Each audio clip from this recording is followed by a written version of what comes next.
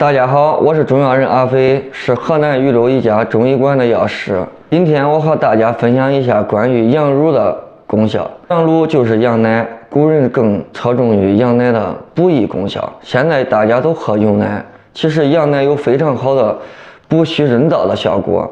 古人认为羊奶对于肺虚、肺燥效果非常理想。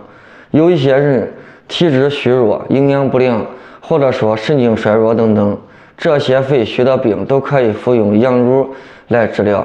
那么今天我再介绍一个羊乳的比较特殊的功效。有一些经常会出现干呕，我们可以取羊乳1小杯喝下去，这个对于缓解干呕效果非常理想。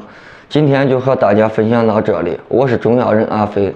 如果你有健康问题，欢迎私信和咨询，但最好还是到正规中医馆去面诊。喜欢我的视频就帮助我转发出去，让更多人了解健康知识。下期再见。